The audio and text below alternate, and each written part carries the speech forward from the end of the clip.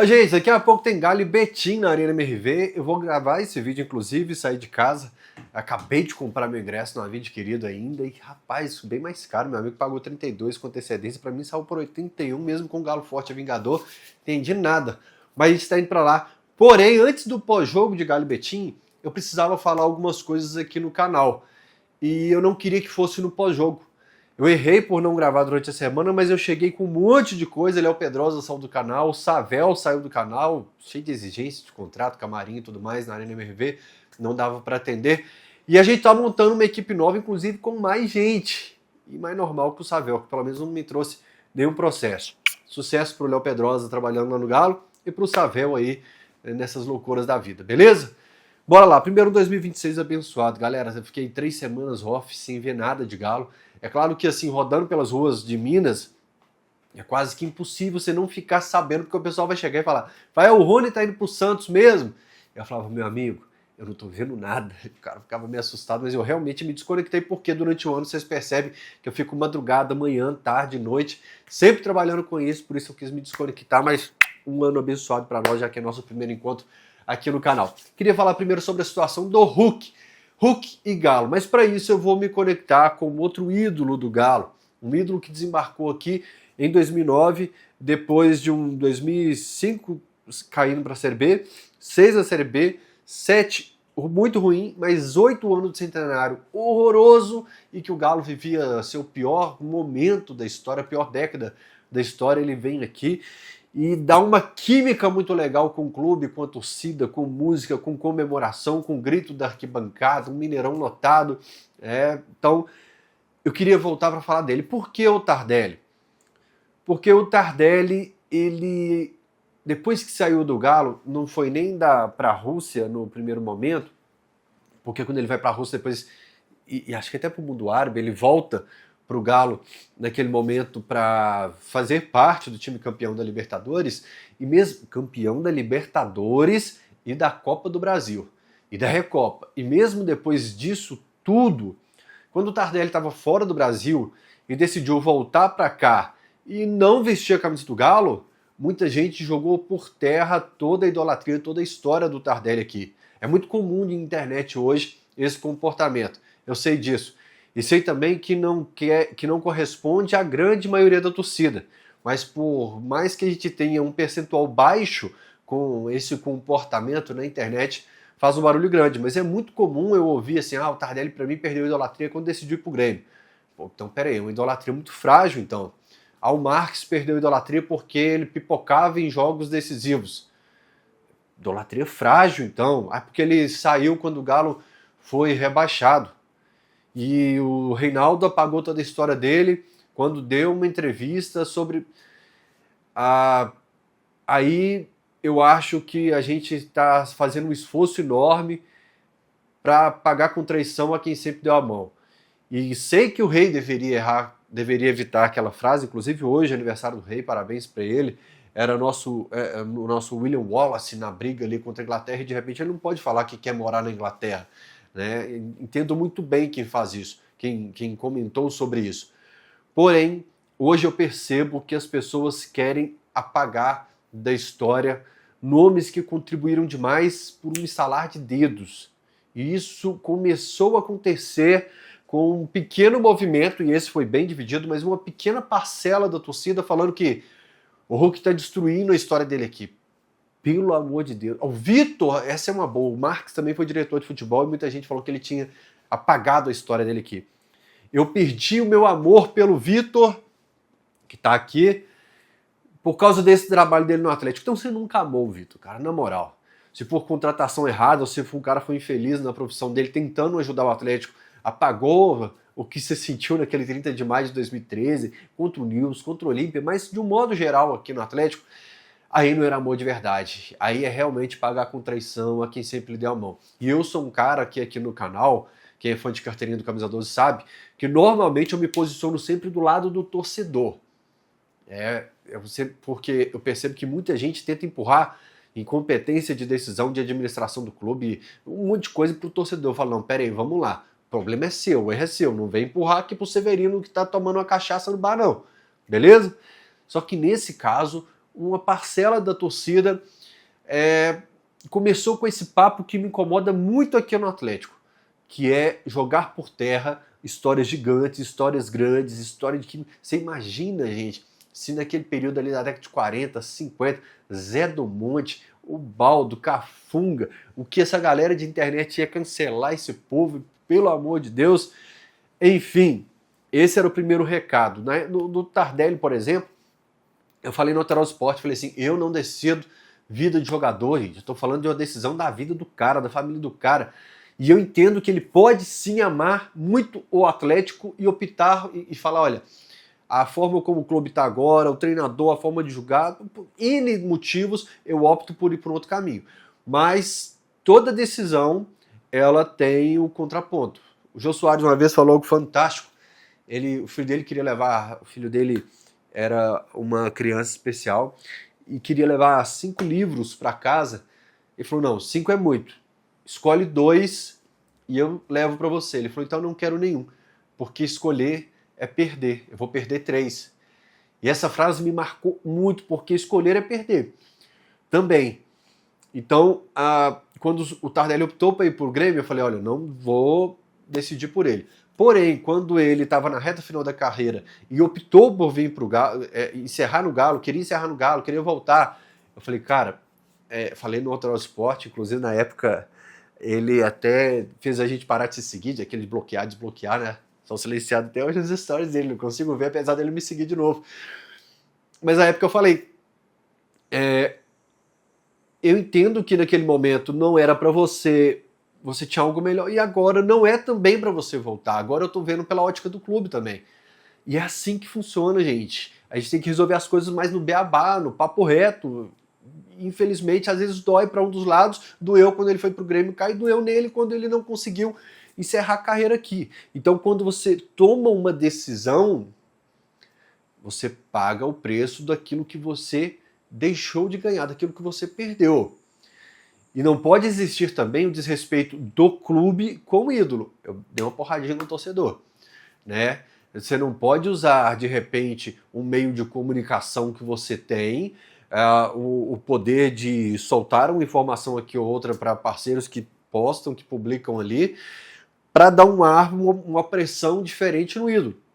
E pelo lado do ídolo também, se ele opta por ir para o Fluminense, eu acredito que não apaga nada dele aqui. Eu entendo que, olha, no momento da minha carreira, aos 40 anos, o Fluminense me entregou algo melhor para esse momento da minha carreira e tá tudo certo. Só que ele precisa entender que isso também tem um preço na relação com o clube e com o torcedor, principalmente nesse mundo maluco que nós vivemos, né? Outra coisa, tudo no Atlético hoje é analisado da seguinte forma. Bom, eu odeio a SAF, eu odeio quem administra a SAF, e por isso meu primeiro posicionamento é que essas pessoas, o clube e a SAF, eles estão errados. Não é assim que eu trabalho aqui no Camisa 12. A gente não tem acesso às informações, o Hulk desce do carro, fala ali que ele não se colocou no mercado, o Atlético meio que o colocou no mercado. Porém, nessa relação, eu acho que está todo mundo falando a mesma língua de forma diferente e sendo absorvido de forma diferente, né? Eu acho que o Hulk teve uma proposta do Fluminense que é muito interessante para ele, que ele entende que é muito interessante para ele, e o Atlético, se o colocou no mercado, entende que precisa de algo mais interessante para ele e para o treinador nesse momento. Se um achou que existia um projeto esportivo aqui que era mais interessante para ele, e se o clube achou que não era mais o momento para ter o Hulk aqui à disposição, era preciso entrar num consenso ali, porém falando a mesma língua. Agora nessa aqui, eu tô com um Atlético nesse ponto aqui. Não dá para abrir mão de graça de um atacante para reforçar um rival brasileiro sem receber nada em troca por isso. Nessa eu estou com o Atlético. Eu não vou reforçar o Fluminense, eu não vou entregar um atacante que o Fluminense tem interesse, se quando eu vou nos outros clubes eu tenho que pagar pelos jogadores que eu estou indo atrás. Ah, mas você não... eu não tenho um projeto esportivo interessante para mim aqui. Não é assim que funciona no futebol, é um contrato. Nessa eu entendo o Atlético. Se quer, olha, se te apresentaram algo legal, mas precisam apresentar para mim. E por mais que eu ame esse outro aqui de paixão, que é o Hulk, né? Talvez eu esteja com a camisa dele ou do Bernard, não sei nesse momento qual camisa que eu estou, acho que é do Hulk. Não é nesse momento, olha, eu sou muito grato por tudo que você fez por mim, por isso eu vou abrir mão de alguns milhões aqui e vou te ceder para o Fluminense. Não é assim, tá? Nessa eu vou defender o Atlético. Eu não sou um cara, por mais que eu ame de paixão, o Hulk, o Tardelli, o Marcos, o Vitor, eles passam, o escudo do Galo permanece pra gente. Esse é intocável, imortal, o único soberano, e eu vou estar sempre do lado do escudo do Galo. Eu não vou estar do lado do dirigente, do jogador, de nada. Eu vou defender a instituição, o escudo, e nessa eu acho que o Atlético seria prejudicado se ele entregasse o Hulk pro Fluminense sem receber nada por isso. O fato é que, por mais que esteja selada a permanência, o Hulk fala que fica, o Atlético fala que fica, é preciso você cicatrizar da forma correta esse arranhão, esse machucado que ficou nesse início do ano. Se o clube errou, se o Hulk agiu ali de uma forma que não agradou o torcedor, querendo o Fluminense e tal, que esse pós de janeiro para frente seja uma cicatrização desse machucado, dessa relação. Eu acho que na Arena MRV, a hora que tiver daqui a pouco o encontro Hulk com o torcedor ou qualquer outra situação, vai todo mundo gritar o nome dele e é Hulk, Hulk, Hulk, Hulk do mesmo jeito, né?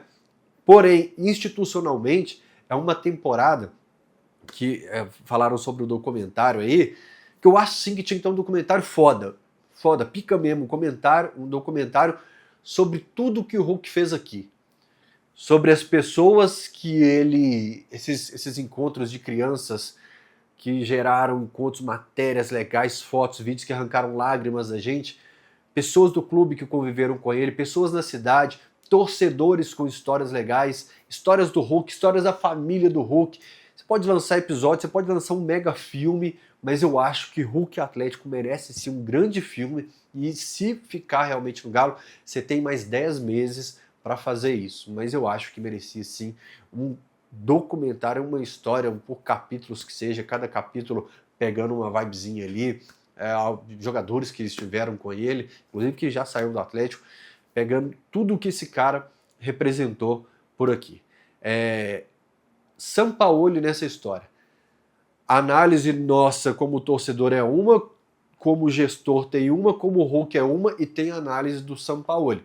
O Sampaoli não tem o afeto pelo Hulk que nós temos aqui. A visão emocional. Né? O meu amigo ficou dando chilique, eu não vou mais no estádio esse ano se o Hulk sair. Pô, que isso, irmão? Peraí, é o Galo? Vai torcer pro Fluminense então se ele for para lá? O Sampaoli não tem esse chilique que o Luiz Felipe, amigo meu, teve se o Hulk sair daqui. O Sampaoli tem uma análise fria de futebol que eu acho correto do futebol. Percebam nesse momento. Existe o Fael aqui, atleticano, que tem uma paixão surreal por esse cara aqui. Ele tem realmente a imagem de um super-herói, desses de que são os frontmen de um grupo de super-heróis. É uma pessoa fantástica, porém eu entendo a análise do Sampaoli ser pelo desempenho de futebol, pela utilização, pela montagem de um time. Por exemplo, o Rony. Fizesse a urna eletrônica do Camisa 12 sobre Rony e Santos. Aí você tem 90% das pessoas lá querendo que o Rony vá para o Santos. O Sampaoli tem uma opinião igual o Cuca tem que o Rony era útil, igual o Abel Ferreira teve por anos para o Rony no Palmeiras, de que ele é útil de alguma forma na visão do treinador. Eu entendo a visão do treinador ser diferente na nossa para determinados assuntos como essa. E no final das contas, tudo se resume o problema não é o Hulk querer ficar, o Hulk querer sair, o Hulk fechar com o Fluminense, o Hulk ter uma recompensa para o clube financeiro ou não. O problema o Hulk vai sair, qual seria a reposição disso? Seria uma grande oportunidade de uma nova história, de um novo herói. A Marvel está resetando lá agora para colocar um ponto final no Capitão América, no Homem de Ferro, em todo mundo, no Robert Downey Jr., porque quer gerar novos heróis. O certo seria isso, olha, o Hulk quer viver uma nova página, o Atlético entende que é um percentual alto da folha salarial para um jogador que talvez não seja titular, até aí não seria problema nenhum. O problema no Atlético é a reposição, a capacidade do Atlético de construir um novo ídolo, um novo gigante, um novo cara que faz o molequinho lá da escola falar: eu vou torcer pro Atlético porque o fulano de tal que ele contratou agora é meu ídolo e esse cara é foda, porque eu quero torcer pro time desse cara aqui. Seria sensacional. Você trouxe um cara, ele se tornou ídolo para muitos. Eu vejo de forma diferente, eu não tenho um ranking de primeiro, segundo, terceiro. Eu vejo uma sala dos imortais que o Hulk entrou nela, e essa sala dos imortais tem Marcos, Vitor, Tardelli, essa turma toda que a gente está linkando aqui no vídeo. Ele te trouxe títulos, ele gerou uma identidade foda, em algum momento vocês vão se despedir dele. Cara, até aí tá tudo certo, mas o problema é a capacidade de você repor com uma saída dessa aqui. Né? E você também não pode fazer um documentário de despedida, como eu falei aqui, num ano em que vai brigar lá na parte de baixo da tabela, né? Deixa eu só ver aqui meu itinerário aqui, porque eu preciso sair para a Arena MRV, eu tô preocupado também, viu? E turma, hoje no Campeonato Brasileiro ou em qualquer esporte, lá na KTO você tem um aposte e ganha. O que você vai fazer? Você vai na aba promoções, clique em quero participar e qualquer aposta sua acima de R$10 para cima com uma odd de pelo menos 1.8, mel na chupeta, 1.8 é facinho demais. Você ganha mais R$10 para apostar na KTO. É a promoção Aposte e Ganhe, você pode apostar em qualquer esporte lá com a odd de pelo menos 1.8, é só ir na aba promoções, o link está no comentário que eu vou deixar fixado aqui, beleza, turma? E quero, aqui eu falei do Léo Pedrosa, a turma que tá saindo, dar boas-vindas à Vitória Ellen, que tá chegando aqui no canal, pro Breno Delfino também que tá chegando aqui, e tem mais dois caras chegando aí pra gente fazer, vou dar um spoilerzinho, a gente vai ter uma mega live aqui agora sempre no Camisa 12, tem mais dois caras legais aí chegando pro time, mas tá calor, hein, gente? Camisa de time já esquenta demais, e aqui tá um forninho, tá um airfryer, pelo amor de Deus, viu? Deixa eu ver aqui, o que eu anotei mais pra falar. Não sei o que é aquele ali, não. Ah, tá. Entendi. Veredito, então, sobre o Hulk. Ele não pode decidir se ele é titular ou não. Existe uma hierarquia, quem decide é o Sampaoli, tá? E o torcedor precisa entender isso. Que se eu contratei um treinador para tomar decisões, é ele quem vai tomar as decisões ali. Com o Hulk no banco ou o Hulk como titular, tá?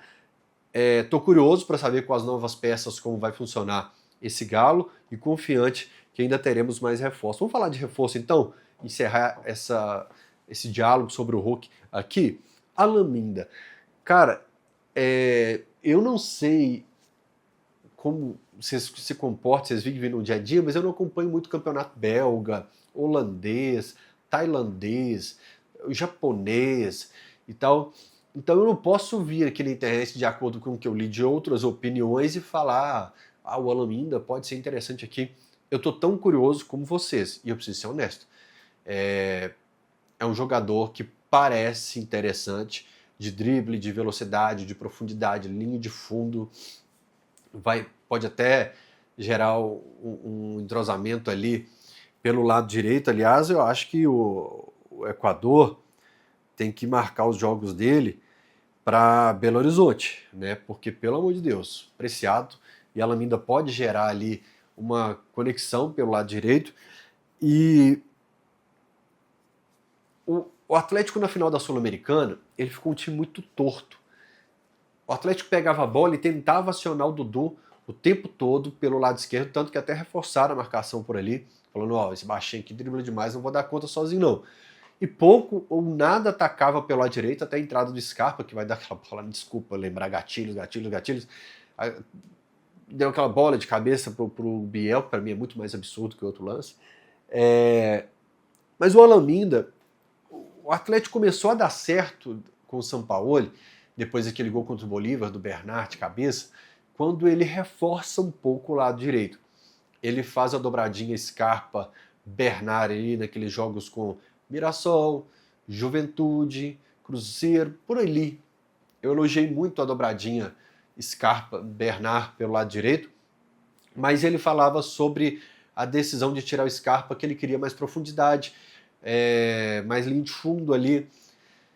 E talvez o Olaminda supra isso se o São Paulo entender que ele é titular. É muito daquilo que a gente viu do próprio Cuca em alguns anos, que era Bernard de um lado, Tardelli do outro, e isso o futebol brasileiro usou muito, dois caras abertos pelo lado direito, e depois o Brasil foi desmontando isso aos poucos, e talvez a gente volte com isso. A gente tenha um Dudu barra Coelho, que acho que vão alternar pelo lado esquerdo, e dois bons jogadores, e do lado direito o Olaminda com o Rony alternando ali nessa titularidade também. Lembrando que você tem a volta do Júnior Santos, mas é uma incógnita, um ponto de interrogação total sobre a utilização dele pelo Sampaoli. Eu estou muito curioso realmente como que vai funcionar, mas ainda está faltando o homem de área, quem sabe até o Cauã Soares, apesar de ser muito novo, eu não quero ter ansiedade nenhuma, eu não quero antecipar nada assim, mas quem sabe numa dessas a gente encontra um cara que vai conseguir fazer de repente o que o João Marcelo não conseguiu cativar no Cuca e no Sampaoli, o que o Isaac não conseguiu cativar no Cuca e no Sampaoli, mas a princípio a contratação do Olaminda é interessante e repito, dentro do que eu li e vi sobre o jogador agora e não sobre o que eu acompanho da carreira dele, mas é o que eu imagino de SAF. Quem me acompanha no Alterosport, Sport, acho que eu falei algumas vezes isso aqui no Noite Galo, que volta nessa segunda-feira com a presença do Breno Galante, eu falo que SAF para mim é você pega um jogador, paga X por ele, faz ele performar muito, monta um time legal para ele performar bem, vende bem acima e vende sem medo de vender, como a gente perdeu a oportunidade de vender algumas peças daquele time de 2021, como o Zarate, entre outros ali, que o Arana estava vendido em 2022, quando machucou, o Arana já estava meio que existia uma venda certa para ele ali, e você vende e contrata outro, mas não faz tanto sentido você ficar contratando vários jogadores de 33, 34, 35 anos. Você precisa ter um ou outro cascudo no banco, no time, no elenco, como fez agora, até continuando com o Vitor Hugo, eu entendo isso, mas você precisa ter uma base de um time que você buscou jovem para performar e depois fazer uma nova venda para o exterior. Então o Olaminda parece ser... Eu vou pegar um outro exemplo aqui da capital, que eu acho que o clube acertou muito, que é o Cruzeiro indo atrás do Arroio, por exemplo. Eu achei um bom jogador. E eu acho que é o perfil que SAF tem que ir atrás nesse momento, né? A janela, ela depende sempre da análise. Por exemplo, a gente trouxe o Gabriel Menino, que foi a minha grande decepção da temporada e está saindo agora. Um jogador jovem, que podia fazer mais de uma função, podia fazer um lateral direito, podia fazer a volância, né, com boa finalização de fora da área, e foi uma água. Nota 3 aqui no Atlético, para menos. Foi um 0 esquerda, realmente, a atuação do Gabriel Menino na temporada. Se traz o Júnior Santos, artilheiro da Libertadores, com gol, inclusive, na final contra o Atlético, e o cara também não contribuiu em nada, deve ter feito seus 27 jogos na temporada, eu atualizei os números dele uns dias para trás, deve ter sido por aí mesmo, até me surpreendeu, que eu achei que não tinha batido isso tudo de jogos, enquanto enquanto Rony, Scarpa, Natanael fizeram mais de 60 jogos, 60 partidas no ano, é muita coisa. Aliás, é um dos motivos que eu acho que os treinadores ficam com atletas como Natanael, Scarpa e Rony, são atletas que estão sempre à disposição para um calendário tão intenso, né? E você precisa de ter jogadores como histórico baixo de lesão. Eu lembro quando o Menin me falou que o Sampaoli monta elenco com tudo isso, com a quantidade de vezes que o jogador se lesiona, quanto ele está à disposição, quanto ele pode atuar em mais, tudo isso. Então eu lembro muito do Sampaoli quando eu vejo alguns jogadores que de repente a torcida não quer, mas que permanecem no elenco, né? Quem que foi mais? Né? O Atlético contratou muito jogador que... Vamos voltar na máquina do tempo do camisa 12. Final de 2024. O Vitor fala, detectamos que precisava de mais velocidade e força e contratou Rony, Júnior Santos, Coelho, mas faltou contratar gente com a tomada de decisão melhor. Eu espero que dessa vez você tenha nesse Olaminda isso. A força, a velocidade, mas com um pouquinho mais de neurônio com a bola nos pés ali, né? Sobre Maicon e o Preciado, existe algo que eu falo que é assim, você não pode pensar pequeno, você não pode falar assim, ah, não tem como ser pior que o Vera, que o Vera e o Saravia. Por mais que seja pensar pequeno, é meio que o pensamento que eu tenho, assim. O cara precisa fazer um esforço muito grande para entregar menos que o Vera. O Nathanael e o Rony, por exemplo, que chegaram nessa temporada, eles têm mais jogos que o Vera com a camisa do Galo. Porque é um cara que não conseguiu, nem com o próprio Milito que o pediu, entregar alguma coisa aqui no clube. O Cuca, lá no início do ano, incomodava muito o Cuca, que o Vera seria o primeiro sempre a estar pronto para ir embora nos treinos. Faltava aquela gana, aquela vontade de brigar pela titularidade, de demonstrar alguma coisa. Se dependesse do Cuca, ele já teria ido embora lá na primeira janela.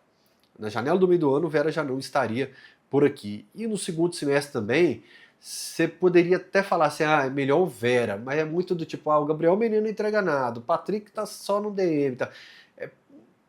A titularidade culposa, né? Mas é um jogador que em um ano e meio aqui foi basicamente o que era a maioria do time, água com açúcar, que eu falava. Ó, o time quase todo é meia bomba, cara. Que jogador, que time nota 5, você lenga danado. E o Fausto Vera para mim era isso. E o Saravia foi uma temporada de muito departamento médico, mas foi um jogador que aqui chegou em 23, 24, 25, 3 temporadas no Atlético. Ele viu 2, o Mariano titular, né, praticamente, conseguiu contribuir, né? Eu, se renovasse com ele, também não me assustaria, porém eu acho que é muito disso que eu estou falando, de um jogador do Beabá, do 2+2, que a gente precisava de algo a mais. E aí você traz jogador experiente, jogador de seleção, jogador acostumado com jogo grande, jogador de eliminatórias, acostumado a enfrentar grandes jogadores também, com uma possibilidade de ser realmente um grande reforço. A janela do Galo me surpreendeu muito, tá, gente? Eu estava desanimado, assim, eu não esperava realmente nada de positivo dessa janela, e até pelo que tem gastado, o Atlético me surpreendeu muito nessa janela. Eu acho que o Maicon vai entregar mais que o Vera, que o Alaminda é o perfil de contratação de SAF, e que o Preciado é também um jogador que pode entregar mais do que quem estava aqui, para você ter aquele pensamento de que você está subindo degraus, e de que é um bom jogador para atuar aqui no Brasil. Né? Eu fico um pouco preocupado com data FIFA, tá? Eu fico muito preocupado com data FIFA quando você começa a trazer muito selecionável, porque o Brasil sempre pune quem se reforça mais, principalmente com jogador de seleção. E o Lodge tem uma missão difícil, porque toda vez que a galera quiser irritar o Lodge, não é irritar o Lodge, mas tipo, o que o Lodge vai ouvir muito na temporada é que saudades do Arana, volta Arana, qualquer joguinho mais ou menos dele, ele vai, tomara que não tenha de cara, porque é o período de transição. Vou te falar, por exemplo, assim, eu vou comparar, quando eu entrei no transporte, eu substituí Bolivar. Você imagina a quantidade de porrada que você toma. Eu já sabia disso. Então, de cara, eu cheguei com o Galo campeão da Copa do Brasil, e logo depois o Serginho falou que se existisse mesmo 9-2 era para eu levar alguma coisa comprovando. Eu levei enciclopédias do Cruzeiro com um telegrama que o Cruzeiro mandou pro Galo, parabenizando pela vitória. Ali então eu já tive meio que uma aprovação maior do povo. Né? O Lodge, se ele chegar chegando, o torcedor já não estava assim. Existe o amor, idolatria pelo Arana, mas o torcedor já entendia que não tinha sido uma boa temporada dele. 2025 do Arana foi ruim, de um modo geral. Subiu um pouco de produção na reta final. E o final de 2024 do Arana foi muito ruim também. Então, a missão poderia ser muito pior em outros tempos para o Renan Lodge. Ele chega em um momento que, em um ano e meio, que o Arana não vinha muito bem. Se chegar chegando, eu acho que a torcida já abraça ali e vambora. O Arana tinha também a provocação com o rival, que o ganhava muita popularidade, ídolo das crianças, também pela associação com o super-herói, vários elementos ali que fizeram dele, para mim, um imortal desse time que entra para esse hall dos imortais. É que no hall dos imortais, todas as torcidas do Brasil normalmente colocam atacantes, cara que fez gol, o cara artilheiro, e o Galo tem curioso, que tem um Léo Silva, tem um Vitor, você tem o Arana, você tem defensores que conseguiram entrar na sala dos imortais ali. Para mim, o Arana é esse tipo de cara. Gratidão máxima por toda a história, nada vai pagar aqui o que você fez. Desconectei total, como eu tô indo parando, liguei o cronômetro, mas viu como é que dá para você manter o respeito pelo cara, pela história dele, entender que ele vai seguir novos trilhos? E esse é o caso do Lodge também, grande contratação. Então, até o momento, eu gostei da contratação do Alan, do Arana, do Michael. O Michael muito por quem ele está substituindo, e do Preciado. O Vitor Hugo, que está chegando do Flamengo, ele vem para a vaga de um Gabriel Menino que foi nota 3-2 para mim na temporada, talvez, ou nota 0, não me assustaria também não. E eu pedi do Sampaoli, eu tô curioso para vê-lo em campo. Beleza? Fora isso, tem a camisa da Nike, eu vou desligar a câmera aqui, subir o vídeo, eu vou para a loja lá para conferir de perto a camisa, porque ver a camisa no Lian, pô, a camisa fica foda pra caramba, eu quero ver em gente feia. Quando eu vejo a camisa do Galo, assim, a camisa nova, numa pessoa muito feia, aí eu falo, não, a camisa é bonita mesmo, hein? Ficou boa naquele cara ali, ficou boa na caminha ali, tá? Então é bom ver com gente feia. Aí eu quero colocar ela no corpo, porque eu não sou bonito, tô velho, aí eu falo, analiso. Ficou boa pra caramba realmente essa camisa. Mas diz aí, vocês gostaram? Eu já tinha postado que seria um vídeo com o grande ídolo do Galo, foi com o Dadá. Maravilha, durante essas etapas eu fui soltando algumas coisas também da camisa do Galo, e eu acho que isso, o único porém que tem assim, me incomodado um pouco é que o roxo no treino, às vezes quando causa um suor, você fica meio um tom meio suspeito ali, mas fora isso, até então parece uma coleção legal. A turma, como o Renan Lodge Arana, vão comparar com a última coleção da Adidas, que para mim é das coleções mais bonitas, se não a coleção mais bonita da história, que foi essa camisa aqui, a camisa branca, tudo que saiu, aquela preta com dourado. Difícil você ver, me falar uma temporada que as camisas foram tão bonitas quanto essa última da Adidas, tá? Vou lá pra loja agora. Fora isso, mais tarde tem pós-jogo de Galo e Betim. Beijo no coração, até daqui a pouco.